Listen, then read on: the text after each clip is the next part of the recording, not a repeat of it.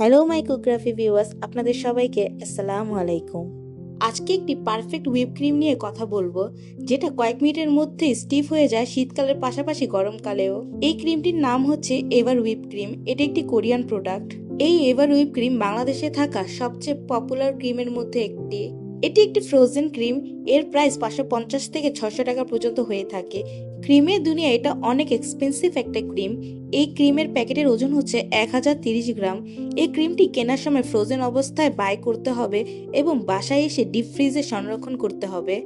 ব্যবহার করার 1 থেকে 1.5 ঘন্টা আগে ডিপ ফ্রিজ থেকে নামিয়ে নর্মাল ফ্রিজে রেখে দেন ইউজ করতে হবে। আপনারা চাইলে যে কোনো জায়গায় রুম টেম্পারেচারে রেখে ক্রিমটিকে লিকুইড করে নিতে পারেন। ক্রিমটি যখন লিকুইড বা হালকা নরম হয়ে আসবে, ওই পর্যায়ে আমরা ক্রিমকে ভালো করে ঝাঁকিয়ে নিব।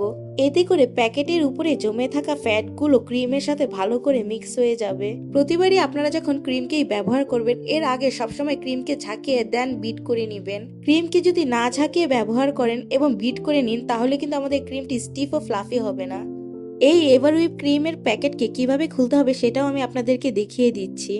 যে কোনো একটি পাশ থেকে প্যাকেটের মুখটিকে খুলে মাঝখানে একটি ছিদ্র করে নিতে হবে। আপনারা আপনাদের সুবিধা অনুসারে কেটে নেবেন। আপনারা চাইলে যে কোনো এয়ারটাইট জারের মধ্যে রেখেও সংরক্ষণ করতে পারবেন, কিন্তু আপনারা যদি প্যাকেটে রেখে ইউজ করতে চান তাহলে এভাবে ছিদ্র করে নিলে সহজ হবে আপনাদের কাজটি করতে।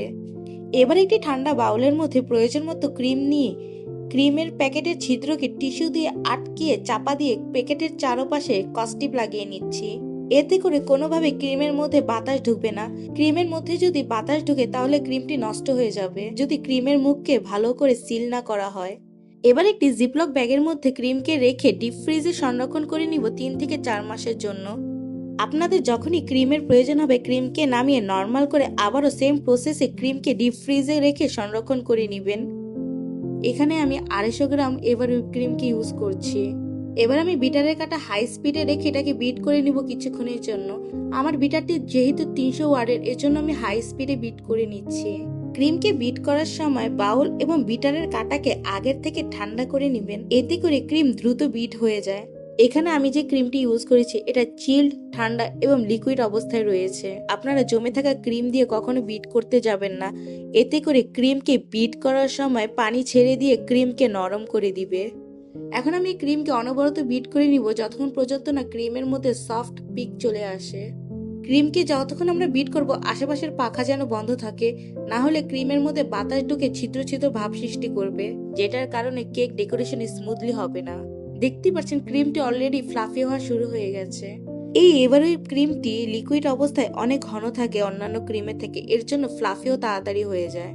ক্রিমকে বিট করার পাশাপাশি অবশ্যই স্প্যাচুলা দিয়ে বাটির চারপাশে লেগে থাকা ক্রিমকে মাঝখানে এনে আবারও বিট করে নেবেন, এতে করে উপরে নিচে ক্রিমগুলো সমানভাবে বিট হবে। বিট করতে করতে যখন ক্রিমের মধ্যে সফট পিক চলে এসেছে, এখন এর মধ্যে আমি আইসিং সুগারকে অ্যাড করে নিচ্ছি। এখানে আমি 250 গ্রাম হুইপিং ক্রিমকে ইউজ করছি, এর জন্য এর মধ্যে আমি 1/4 কাপ আইসিং সুগারকে ইউজ করে নিব।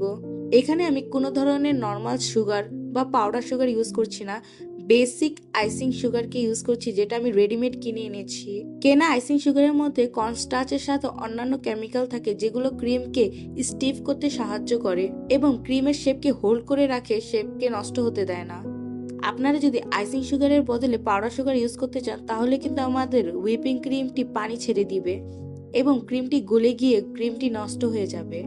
যখন আমাদের ক্রিমটি সফট পিক হয়ে আসবে, এই পর্যায়ে যখন আমরা আইসিং সুগারকে অ্যাড করব, এই আইসিং সুগার আমাদের ক্রিমকে স্টিফ করতে সাহায্য করবে।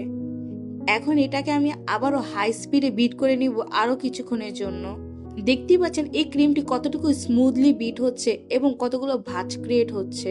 এর মানে বুঝতে হবে আমাদের ক্রিমটি পারফেক্টলি বিট হচ্ছে। আপনারা অবশ্যই দেখতে পাচ্ছেন কয়েক মিনিটের মধ্যে আমার ক্রিমটি ভালোভাবে স্টিফ হয়ে গেছে। বিট করতে করতে দেখতে পাচ্ছেন আমার ক্রিমের মধ্যে একটি স্টিফ পিক চলে এসেছে। আপনারা যখন এই ক্রিমটিকে বিট করবেন, আপনাদের ফিল হবে যে ক্রিমটি হেভি হয়ে যাচ্ছে এবং বিটারের কাটার মধ্যে লেগে আসছে, এর মানে এই ক্রিমটি হয়ে গেছে। দেখতেই পাচ্ছেন ক্রিমটি কত স্মুথলি বিট হয়েছে। আমি আপনাদেরকে স্প্যাচুলা দিয়ে দেখিয়ে দিচ্ছি যে ক্রিমটিকে ঝাঁকাঝাঁকি করার পরেও নিচে পড়ে যাচ্ছে না, এর মানে আমাদের এই ক্রিমটি একদম পারফেক্টলি স্টিফ হয়েছে। আমি আপনাদেরকে স্প্যাচুলা দিয়ে দেখিয়ে দিচ্ছি যে ক্রিমের টেক্সচারটি কতটুকু স্মুথ এসেছে।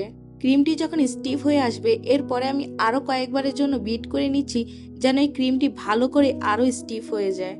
এই ক্রিমকে যদি এর থেকে বেশি ওভার বিট করি এতে করে ক্রিমের টেক্সচারটি নষ্ট হয়ে যাবে এবং কেককে ডেকোরেশন করার সময় স্মুথলি ফিনিশিং কখনোই আসবে না। আমি আপনাদেরকে বোঝানোর জন্য বাউলকে উল্টা করেও দেখিয়ে দিচ্ছি যে ক্রিমটি কতটুকু স্টিফ হয়েছে। বাউলটিকে আমি ভালো করে ঝাঁকিয়েও দেখিয়ে দিচ্ছি যে ক্রিমটি বাউল থেকে নিচে পড়ে যাচ্ছে না, এর মানে আমার ক্রিমটি পারফেক্টলি স্টিফ হয়েছে। যদি আপনারা আমার বলা টিপসগুলোকে ফলো করে থাকেন তাহলে আপনাদের ক্রিমও আমার মতো পারফেক্টলি স্টিফ ও ফ্লাফি হবে। আমি আপনাদেরকে ক্রিমের কিছু ভালো এবং খারাপ দিক বলে দিচ্ছি। এই ক্রিমটি প্রাইসে অনেক হাই হলেও আউটকাম অনেক বেস্ট। এই এভারউইভ ক্রিমের প্যাকেট দিয়ে নিমে 5 থেকে 6টি কেক ডেকোরেশন করে নিতে পারবেন সিম্পল 1 পাউন্ডের একটি কেক। এই এভারউইভ ক্রিমটি বেশিরভাগ সময় প্রফেশনাল হোম বেকারিরা ইউজ করে থাকে। এই ক্রিম অনেকক্ষণ বাহিরে থাকলেও ক্রিম গলে গেলে নিজের শেপ চেঞ্জ করে না। ক্রিমটি অনেক স্টিফি এবং ফ্লাফি হয়ে থাকে এবং বিট করার পরে এর সাইজ আরো দ্বিগুণ বেড়ে যায়। এই ক্রিমের অবশ্যই তেমন কোনো খারাপ দিক নেই, শুধু এই যে এর প্রাইসটা একটু হাই কিন্তু মানে অনেক ভালো। আপনারা যদি এই ক্রিমকে আরও স্টিফ ও টেস্টের দিক থেকে আরও ইনহ্যান্স করতে চান তাহলে এর মধ্যে গুঁড়া দুধ ও চকলেট গানাশকেও অ্যাড করে দিতে পারেন এবং প্রয়োজন মতো যে কোনো ফ্লেভার দিয়ে বিট করে নিলেই তৈরি হয়ে যাবে কেকের জন্য পারফেক্ট কেক ফ্রস্টিং। আপনারা চাইলে এখানে যে কোনো ফ্লেভার অ্যাড করে ক্রিম তৈরি করে নিতে পারবেন। আমি আপনাদের সাথে একদম বেসিক ভ্যানিলা ক্রিম শেয়ার করেছি, আপনারা চাইলে এর মধ্যে যে কোনো ফ্লেভারের ক্রিম তৈরি করে কেককে ফ্রস্টিং করে নিতে পারবেন। আমি আপনাদেরকে এই ক্রিমের মধ্যে কালারকে অ্যাড করেও দেখিয়ে দিচ্ছি। এখানে আমি ট্রান্স ব্র্যান্ডের জেল কালারগুলোকে ইউজ করেছি। দেখতেই পাচ্ছেন আমি কিভাবে কালারকে ধাপে ধাপে অ্যাড করে স্প্যাচুলা দিয়ে মিক্স করে নিচ্ছি স্লোলি। এতে করে ক্রিম নরম হয়ে যাওয়ার কোনো চান্স থাকে না। আপনারা অবশ্যই দেখতে পাচ্ছেন ক্রিমের সাথে কালারটি মিক্স করার পরেও আমার ক্রিমটি কতটুকু স্টিফ রয়েছে। আশা করছি আজকের এই এভারউইভ ক্রিমের ডিটেলস রেসিপির সাথে আমার বলা কিছু টিপস আপনাদের কাজে আসবে। যদি আজকের এই ভিডিও আপনাদের ভালো লেগে থাকে তাহলে অবশ্যই like, comment, share and subscribe করে পাশে থাকবেন। আল্লাহ হাফেজ।